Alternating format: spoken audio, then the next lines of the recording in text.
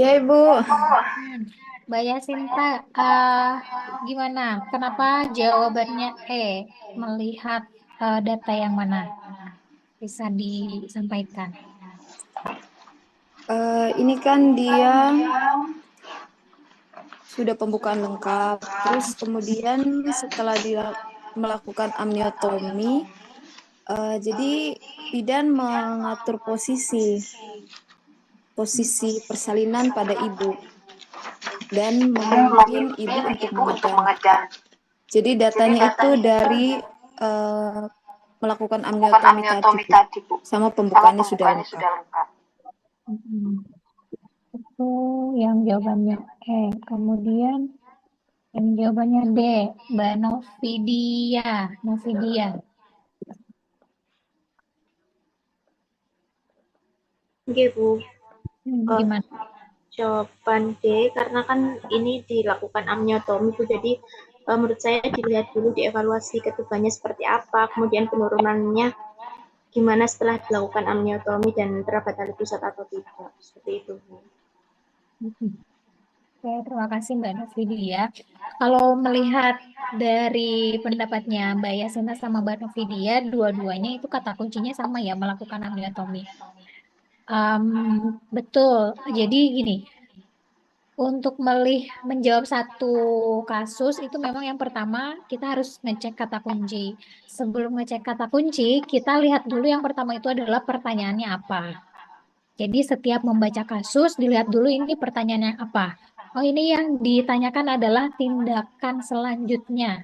Berarti kata kunci yang harus dicari adalah dari kasus ini dia melakukan apa. Nah, kemudian ketemu tuh, oh ternyata dilakukan amniotomi. Nah, baru nanti kita cari opsi-opsi setelah pemecahan air ketuban ini. Kalau dari langkah-langkah yang prosedur yang ada itu tindakan yang dilakukan apa? Nah, jadi harus dilihat lagi, lebih jeli lagi. Di sini memang tadi kemungkinannya D dan E ya, tapi kalau kita lihat lagi kata kuncinya adalah ini dilakukan pemecahan air ketuban, pemecahan selaput ketuban, anatomi, sehingga yang paling tepat itu adalah yang D. Jadi dievaluasi dulu tindakan dari si amniotominya itu. Ya, evaluasi cairan ketuban, terus bagaimana penurunan kepala, apakah ada tali pusat yang ikut turun atau enggak, gitu ya. Untuk mencari kata kunci tadi dua-duanya sudah ketemu kata kuncinya amniotomi. Hanya eh, dari opsi ini memang kita harus lebih teliti lagi melihat mana yang paling sesuai gitu dengan kata kunci yang ada. Jelas ya tentang amniotomi. Kemudian kita ke kasus yang kedua, nomor dua, saya tambahin. Yang kedua, mulai dari sekarang.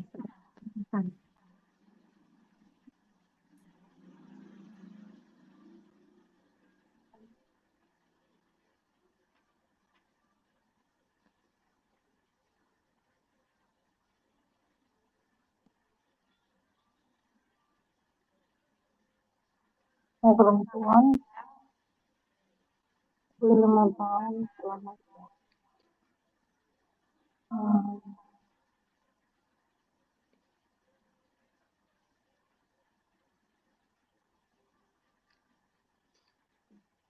kali ketemu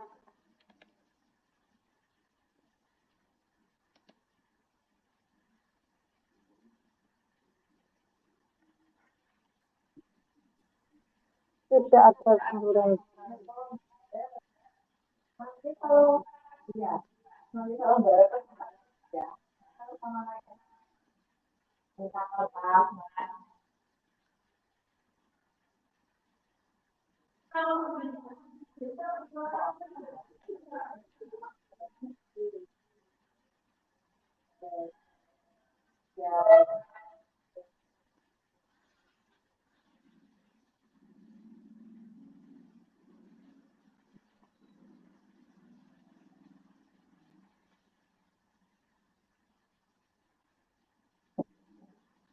Oke, waktunya udah 1 menit. Jawabannya bervariasi juga ini, ada yang C dan ada yang D. Sebagian besar C. Yang jawabannya C, kira-kira gimana? Ada E, ada D. Oh, ini Tarisa galau. Awalnya E, udah gitu D. Atau ini salah ketik. Terus ini ada E. Mbak Nur, berarti jawabannya ini ada 3 opsi nih. Ada yang jawab E, ada yang jawab D, sama ada yang jawab C. Yang jawab E dulu deh. Kira-kira gimana? Kenapa jawab E?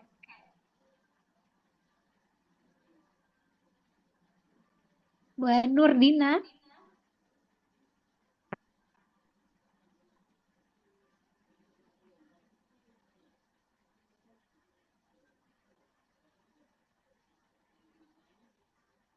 Mbak Nurdina.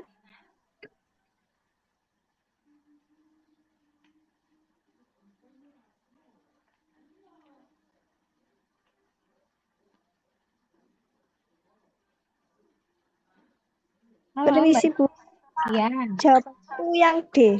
Lakukan rujukan ke rumah sakit. Oh, nggak jadi E. Ya, Kenapa yang D?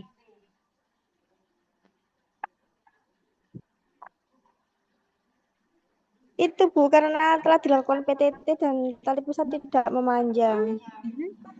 Kemudian diberikan oksitosin 10 itu 2 kali. Karena sudah dilakukan PTT, tali pusat tidak memanjang, jadi dilakukan rujukan gitu. Iya Bu. Enggak. Oke, kemudian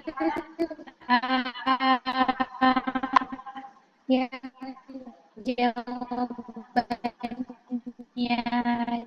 C,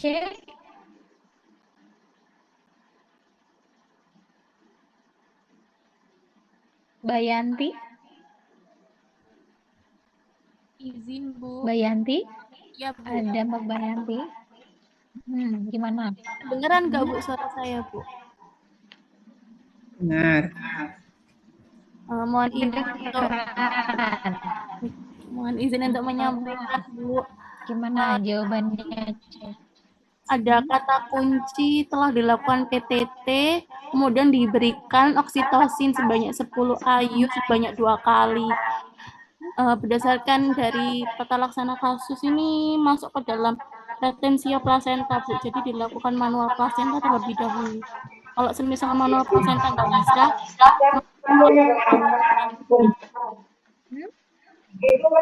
Dan tidak ada semburan yang kata kuncinya Bu. Ya, gimana Bu Marsini? Suaranya Tidak kurang ada semburan darah. jelas. Kemungkinan tidak boleh di mana-mana, harus segera dirujuk.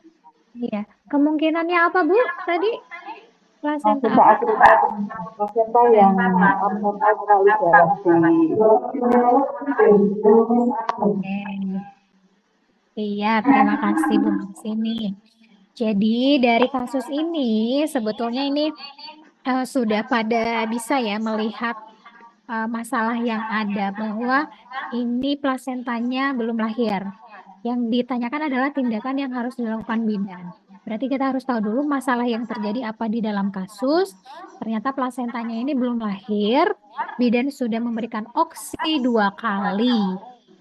Nah, tapi hasilnya ini setelah dilakukan PTT, tali pusatnya tidak memanjang, tidak ada semburan darah.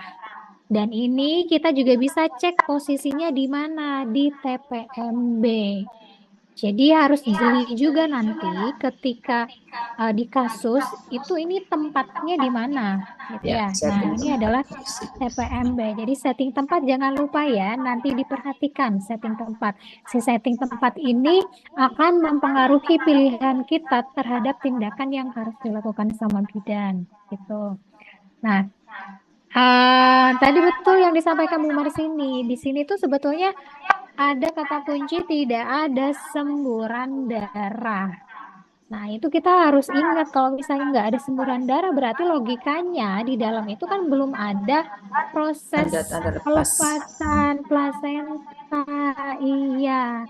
Nah, ketika kalau misalnya belum ada tanda-tanda pelepasan plasenta gitu ya, terus kita mau melakukan manual plasenta, itu kan sangat beresiko. Jadi kita harus lakukan rujukan. Khawatirnya ini adalah tadi plasenta akreta. Daripada kita memaksakan manual, malah nanti terjadi perdelaan dan sebagainya gitu ya. Nah, jadi yang paling tepat adalah jawabannya yang D. Kita lakukan rujukan ya. Kata kuncinya ada di setting tempat dan juga hasil dari Belum ada apa yang tanda-tanda sudah dilakukan. pelepasan. Tadi tidak ada, iya, tidak ada tanda-tanda pelepasan. Gitu ya. Jadi dibaca lagi, ada yang namanya plasenta akreta. Gitu. Oke, kita lanjut ke kasus selanjutnya.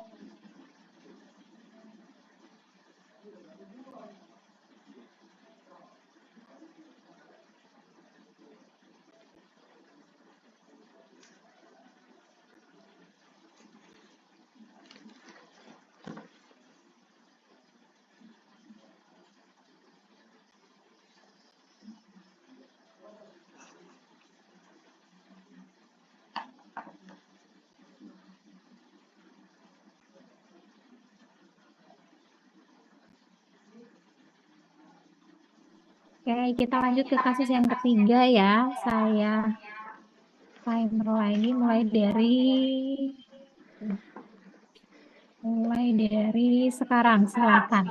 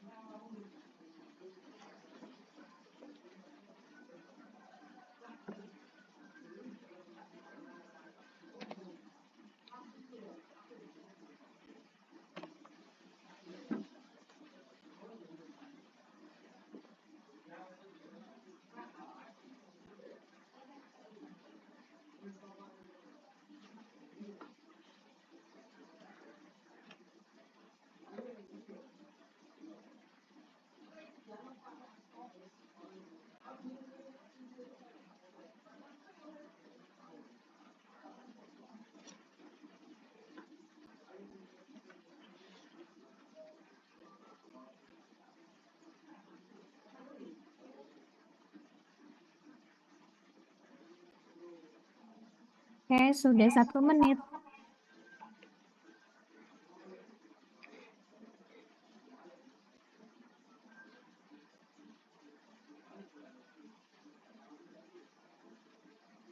Oke, yang ini jawabannya ada 2, ada yang A sama C, ada yang D juga. D mana tadi D? D. Rabiatul. Rabiatul, Mbak Rabiatul. Mbak Ibu, Rabiatul. Iya. Salah C, Bu. Salah ketik. Oke.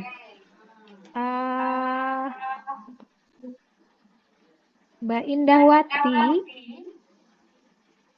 Bu Indahwati ini Mbak apa Ibu ya?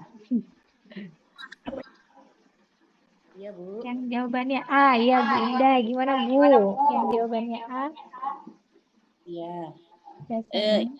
Saya bidan mulai mengisi partograf mulai pukul 09.00 karena di jam 9 itu pembukaan sudah 4 cm dan itu sudah menandakan pasien memasuki kala aktif.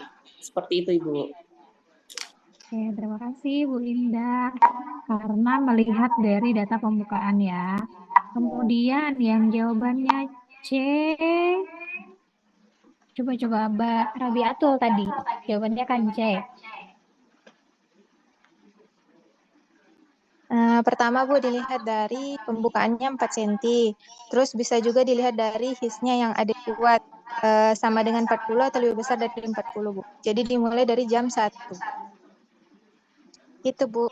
Oke, terima kasih. Berarti tambahan dari Mbak Rabi Atur ini ada data HIS ya yang dilihat ya.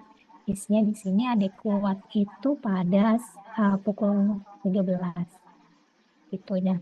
Jadi memang untuk kita mulai memasukkan partograf itu selain melihat pembukaan, pembukaannya 4 cm, tapi juga sekarang kita harus lihat HIS-nya ini adekuat atau belum. HIS dikatakan adekuat itu lebih dari 3 kali dalam 10 menit, lebih dari 40 detik lamanya. Itu ya. Jadi untuk kasus yang ketiga ini jawabannya adalah yang 13 yang C ya. Jelas ya. Jadi HIS-nya juga dilihat HIS adekuat. Adekuat. Oke, kita lanjut ke kasus selanjutnya. Monggo, silakan.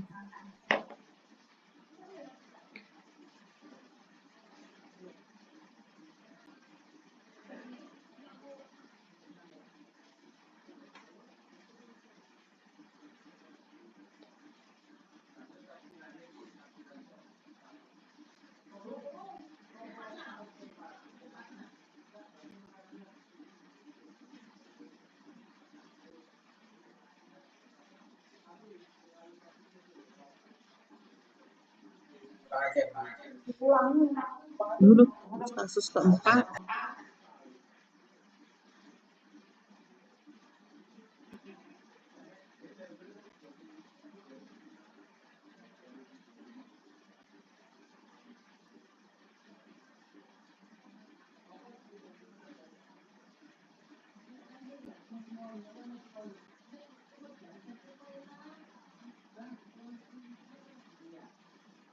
Oke, kalau ini jawabannya seragam. Jawabannya seragam yang B ya. Kayaknya udah jelas banget sih ini kalau ditanyakan diagnosa, apalagi di persalinan itu kita harus melihat hasil pemeriksaan dalam. Nah, di sini kan kata kuncinya teraba mulut ya Bu ya. Jadi kalau misalnya teraba mulut sudah pasti itu mengarah ke presentasi muka. Oke, jelas kita lanjut ke kasus yang kelima. Mulai dari sekarang.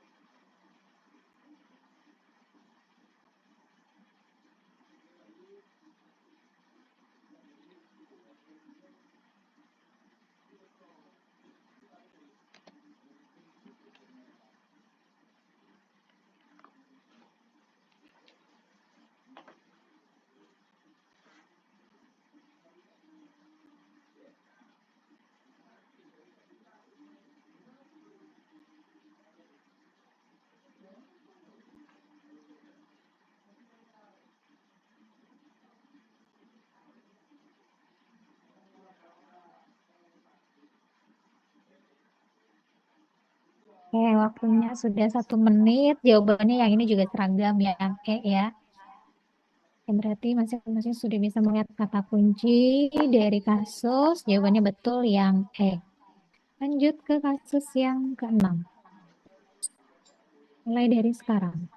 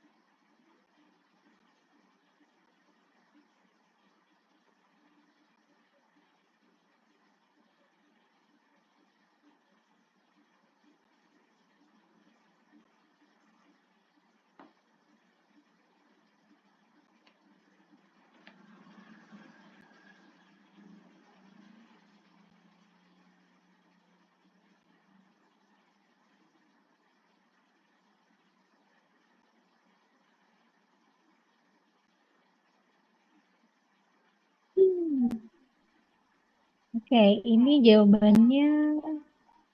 Oh, ini juga jawabannya seragam ya, Bu ya.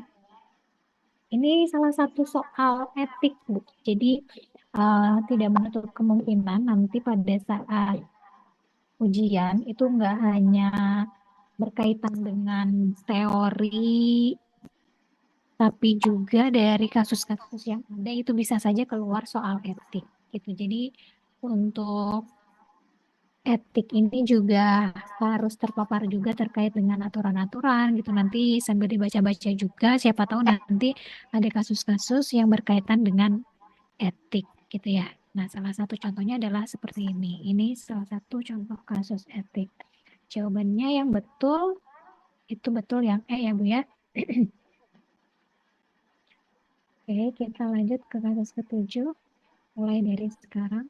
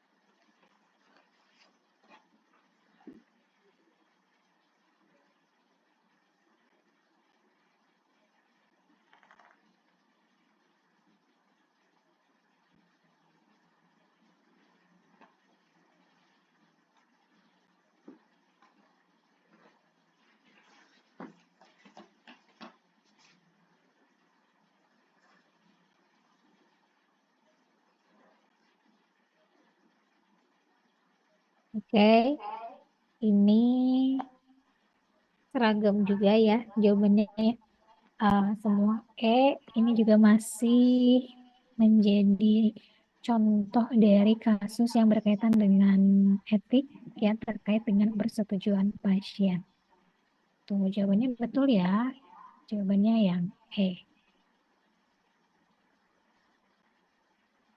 Lanjut ya ke kasus yang ke-8. Silakan.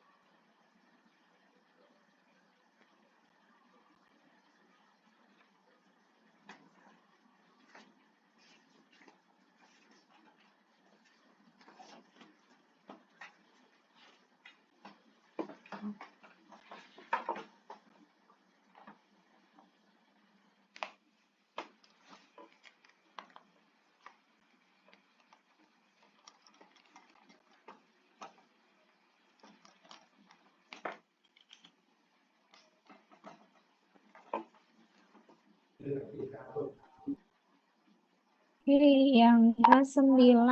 Yang ke-9 ini jawabannya semuanya D. Ini terkemuka ya harusnya namanya. Kira-kira mana kata kuncinya?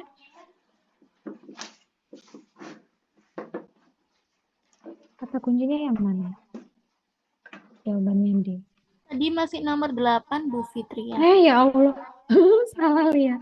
Maaf ya. Nomor 8. Nomor 8.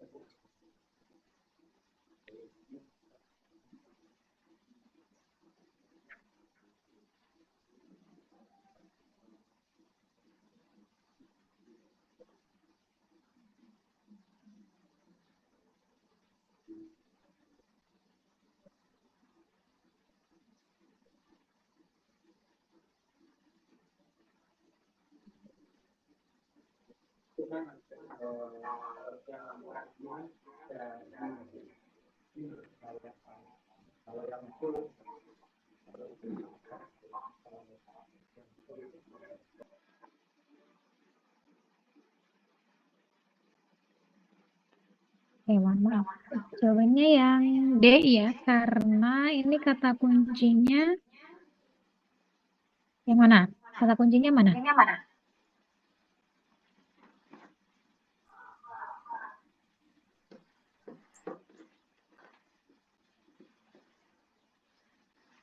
Kata kuncinya mana? Tidak ada janin kedua. Ya, ada janin kedua. Oke, janin kedua. Oke. Nah, sekarang baru ke yang 9 ya. Monggo. Kasus ke-9.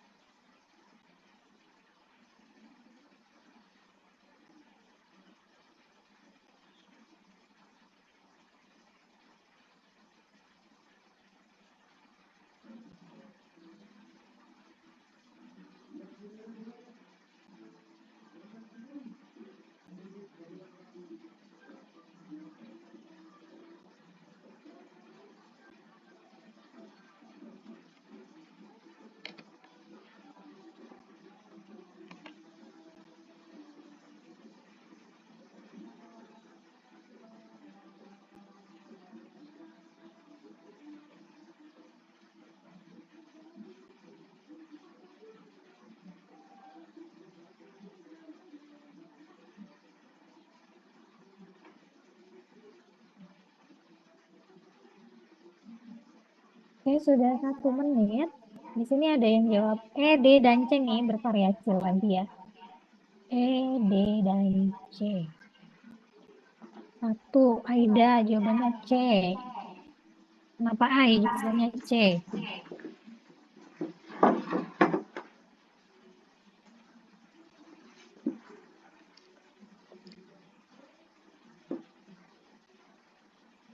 Mohon izin Ibu, karena terabat tali pusat di samping kepala. Terabat tali pusat di samping kepala. Kemudian yang jawabannya D. Yang jawabannya D ada Nurlaili. Sorry. Aku pencet lagi. Mbak Nurlaili, jawabannya D. Kenapa?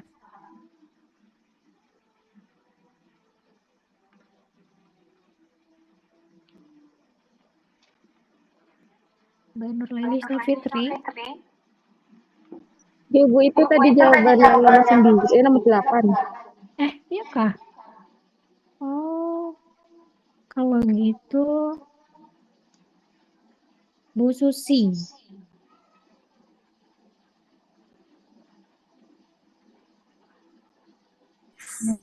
Ya, Bu, maaf. Ya, gimana Bu? Eh, itu bacanya kurang. Impar itu kala satu fase aktif, tali pusat terkemuka.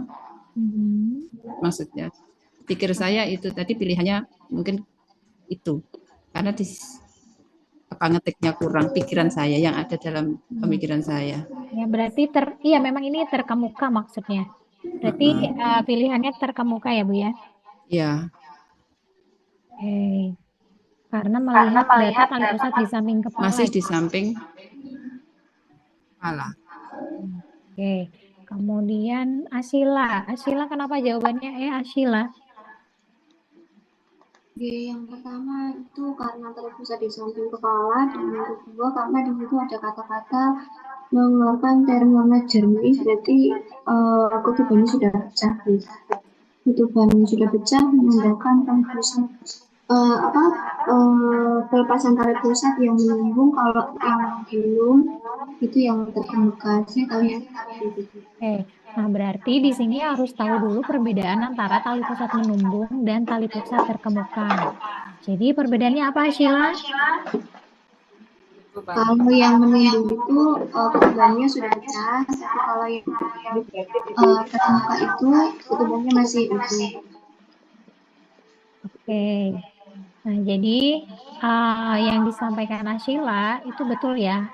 Kalau kita lihat di sini ada dua yang jadi kemungkinan jawaban, ada terkemuka sama menumbung. Itu. Nah, jadi harus diingat lagi definisi terkemuka itu apa, yang menumbung itu apa.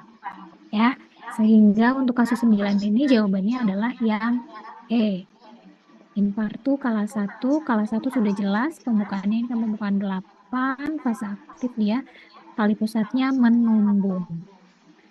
Sebetulnya untuk di jawaban C sama D itu hampir sama, yang D ini dia fasenya fase aktif, ada disebutkan fase aktif. Tapi tetap jawabannya kurang tepat karena di situ terkemuka.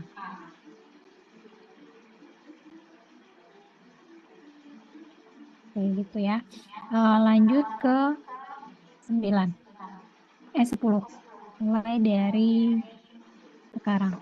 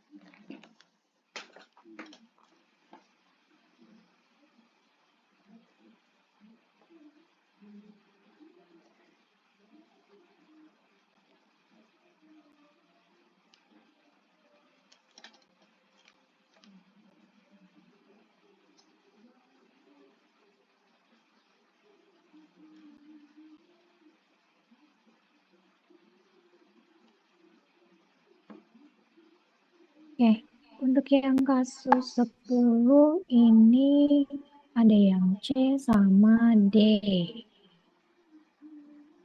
C. Rata-rata C.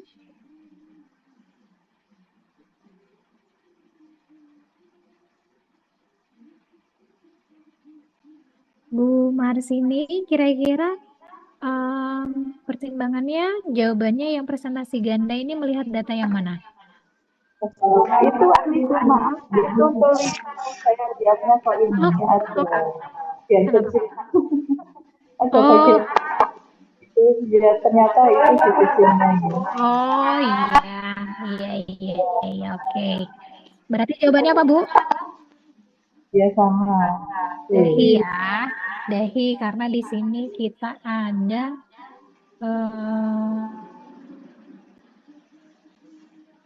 seraba fontanel anterior dan orbita. Itu adalah data klinis untuk menentukan diagnosa presentasi dahi. Lanjut ke kasus 11 mulai dari sekarang.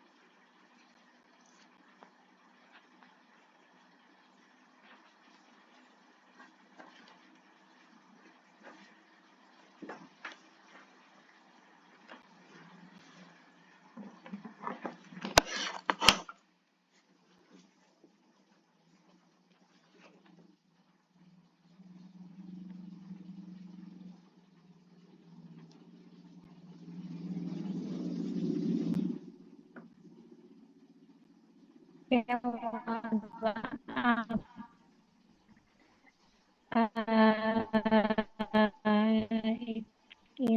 jawabannya D ya.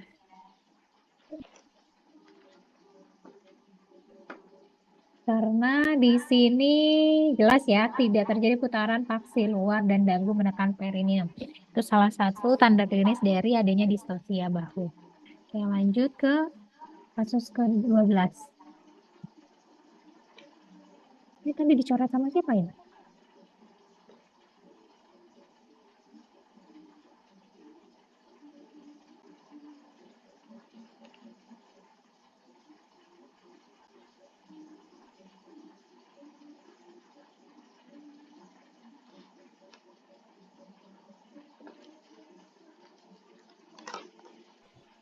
Ibu, soal yang nomor 12. Soalnya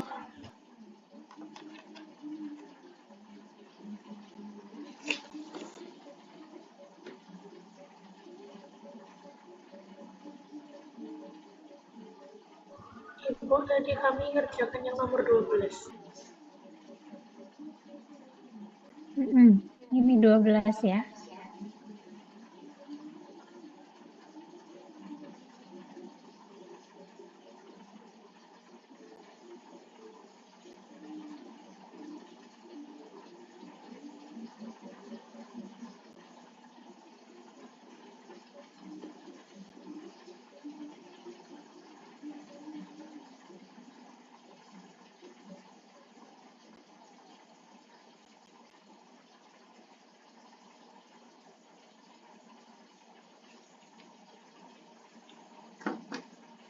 Oke, ini ada yang C sama D.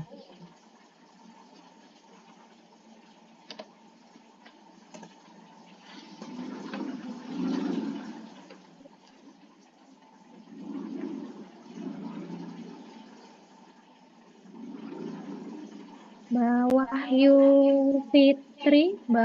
Fitri jawabannya D. Bisa menyampaikan dasarnya data yang mana?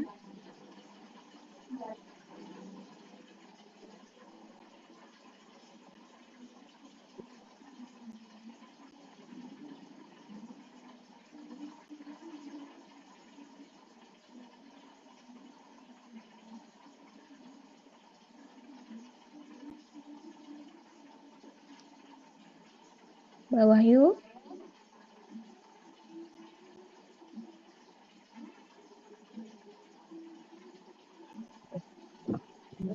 Izin Bu, maaf saya C Bu. Oh C, iya Kak. Oh iya C Maaf saya maksudnya. tipe nih, maaf. Siap. Bu Etik. Bu Etik Juwaini. Maaf Bu, ini tadi kepencet. Kepencet. Zoom-nya pakai iya. Di saku tadi. Jadi jawabannya C, Bu. Ya, iya.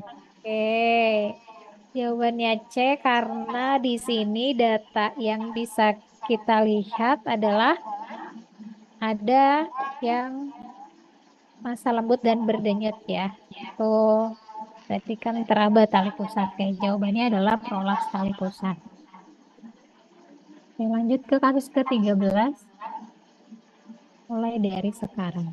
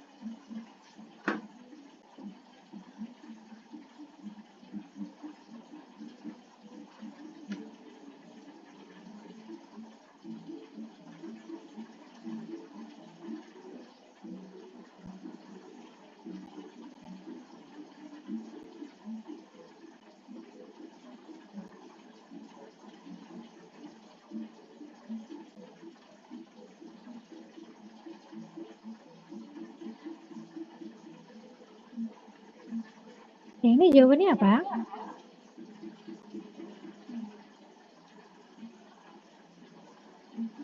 Kasus ke-13.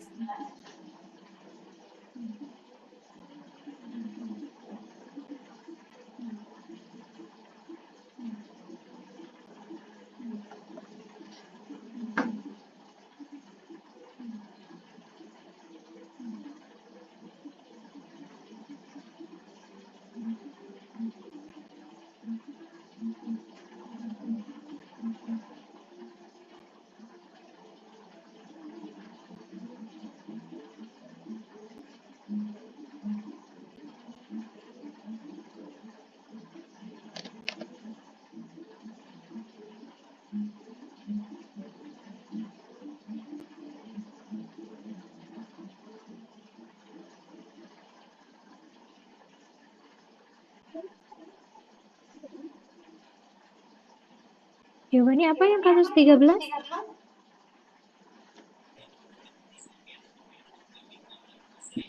Teorinya lupa, Bun.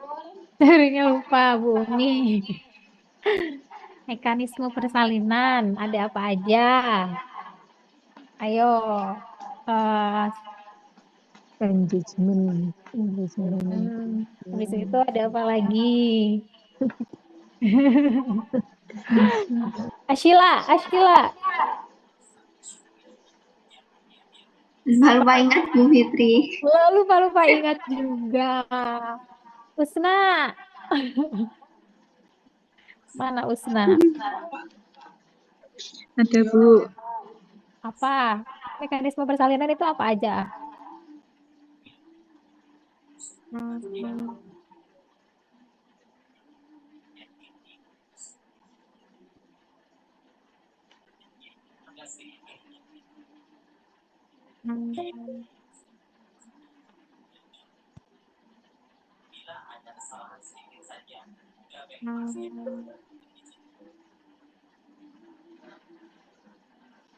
Apa?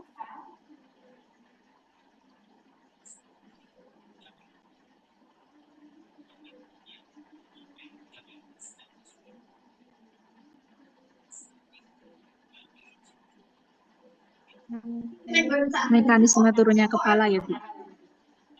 Iya, kan ada engagement. Ada descent, fleksi, putar faksi dalam, ekstensi, ekspulsi, Putaran faksi dalam, ekstensi, kemudian rotasi eksternal, benar nggak Bu, sama ekspulsi total. Iya, mulai dari awal itu tadi apa aja?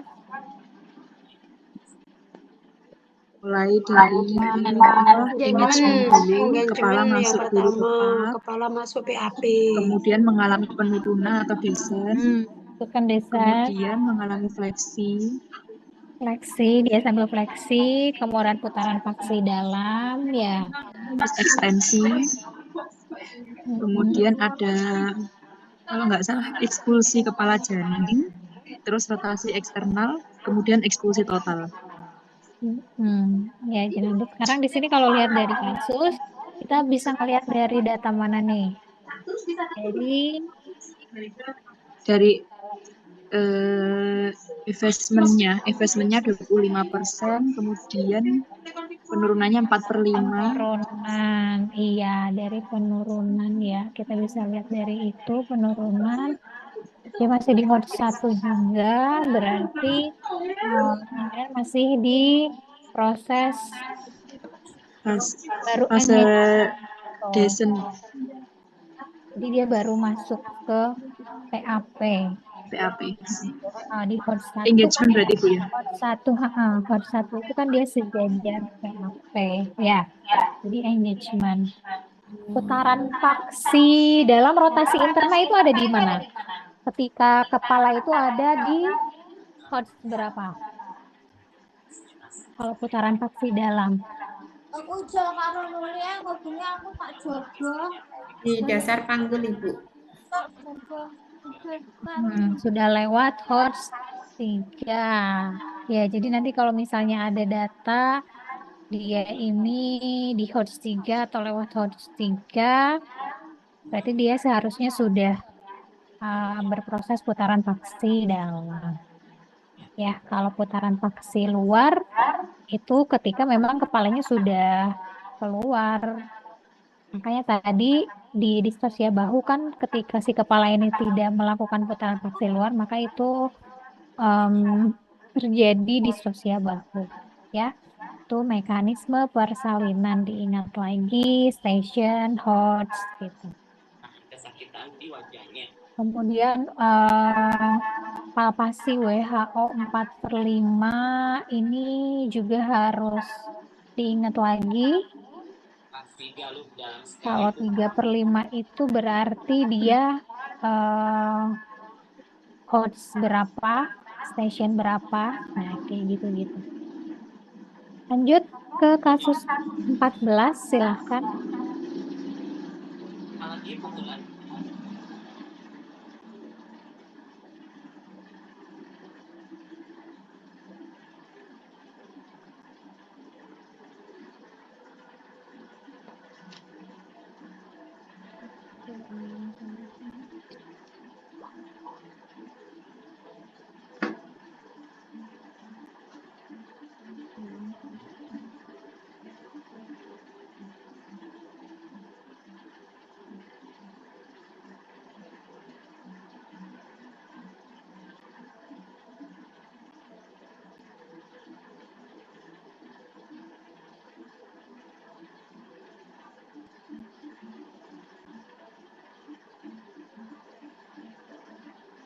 Pokoknya dua-duanya nih.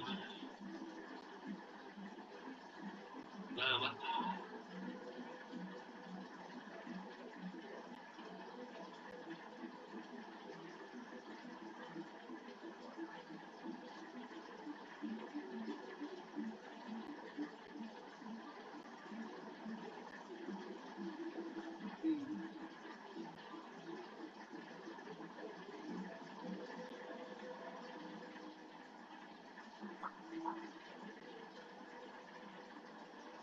Udah pokok.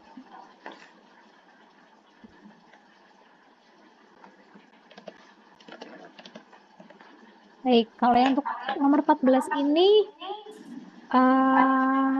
cukup jelas ya. Ini bayinya malah tampak di vulva menular, lahir kepala. Jadi sudah lahir kepala, terus kita periksa deretan tali pusat. Oke, lanjut ke kasus 15, silakan. Buat kan rasa HP. Ini belum langsung kan?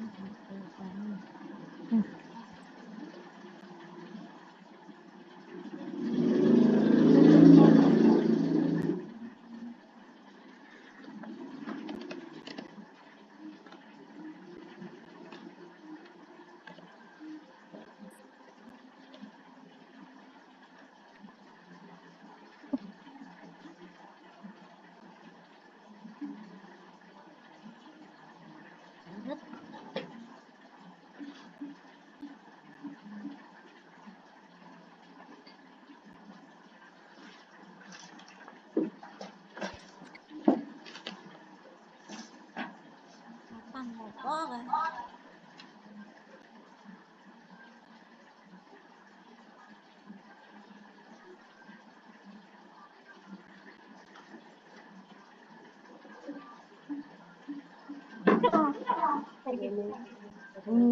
Aku harap buka rono aja. Boleh. Harap kerewat. Lah kok ke dalam? Juga bengi kok bengi. Oh. Dane perai tapi lah sesuk aku gak iso resepsi. Benar sik, Mbak. Mbak Solaka.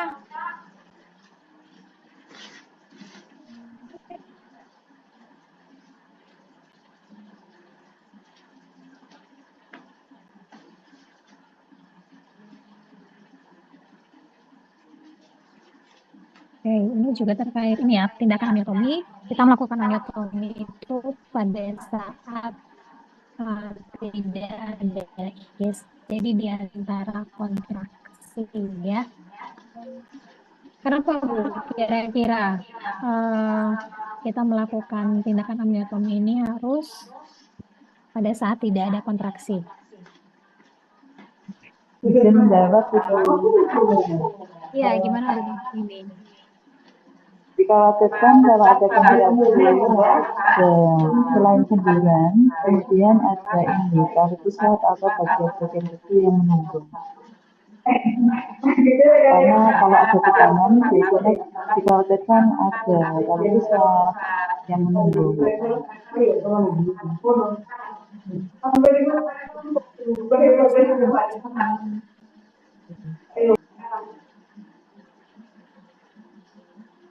Lanjut ke kasus ke-16 ya. Silakan.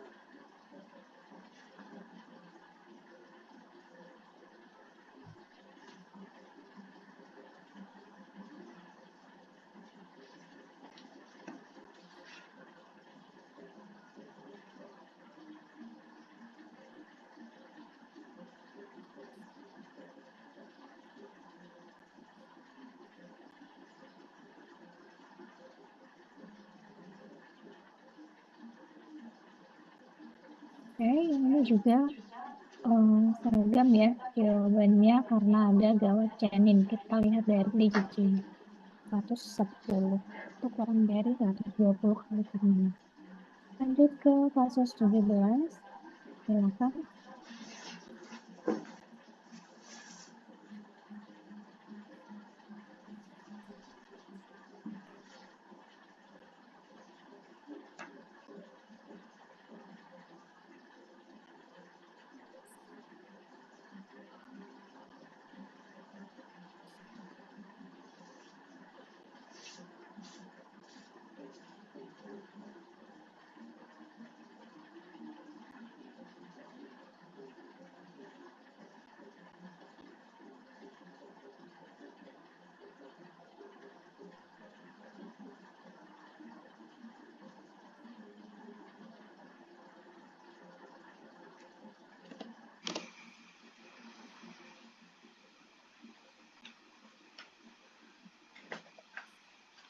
Ya, ini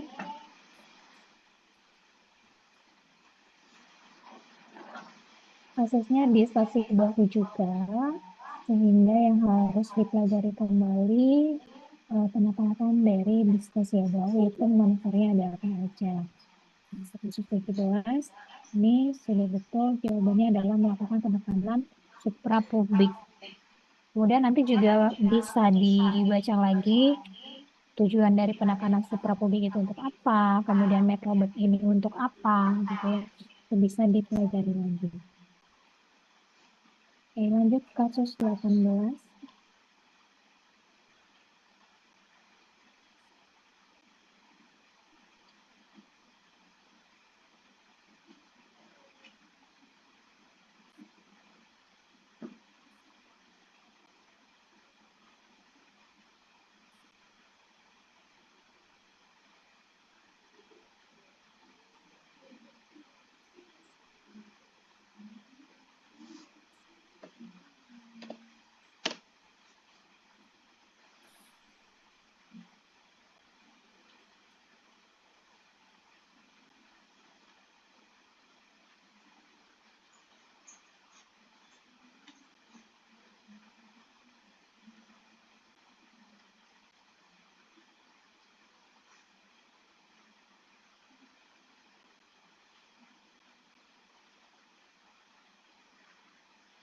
Ya, yang ini juga sama.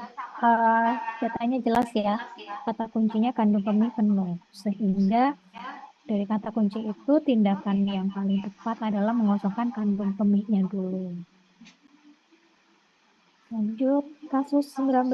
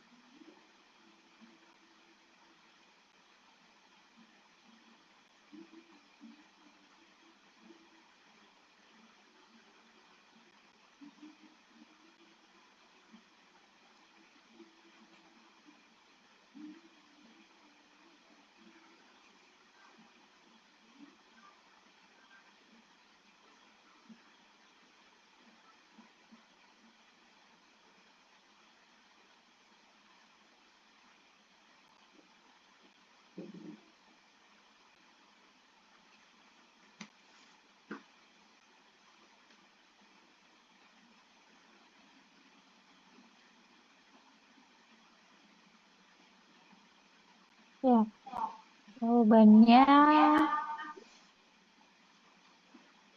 ini yang sudah menjawab jawabannya B. Jadi kalau ditanya diagnosis tentunya kita harus tahu dulu definisi dari setiap diagnosis di pilihan. Ya, untuk data yang ada memang dia mengarah ke emboli air ketuban. Jadi ini adalah salah satu kasus langka ya, kalau emboli air ketuban itu kan jarang tapi ada gitu, dan ini merupakan salah satu kasus yang bisa mengancam jiwa pasien. Nah, dari data ini kita kan bisa melihat dari adanya eh, tiba-tiba merasa sesak, kemudian ada hipotensi ya, dan juga kebiruan. Dan ini terjadi di persalinan. Itu merupakan tanda klinis dari emboli air ketuban. Oke, lanjut Bu, ini kasus terakhir Bu. Kasus ke-20, silakan.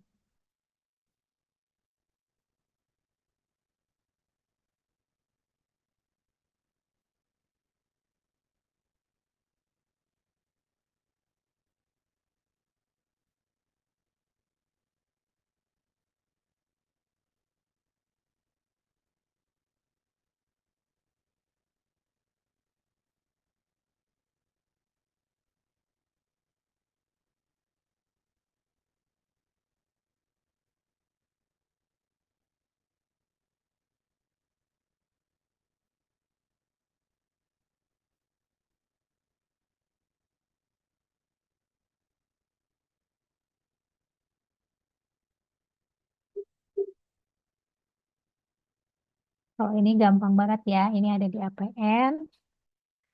Jawabannya adalah memberikan suntik oksitosin yang kedua.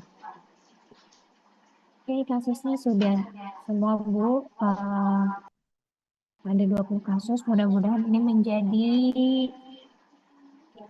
apa ya, istilahnya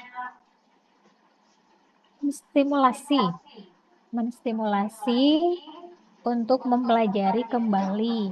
Karena kan dari kemungkinan 180 soal yang nanti akan muncul di ujian itu kan banyak ya kemungkinannya, sehingga memang harus banyak latihan soal, banyak baca juga, sehingga kayak akan tipe-tipe dari si soal-soal itu. Jadi seperti tadi yang saya sampaikan, untuk uji kompetensi ini bukan hanya teori saja yang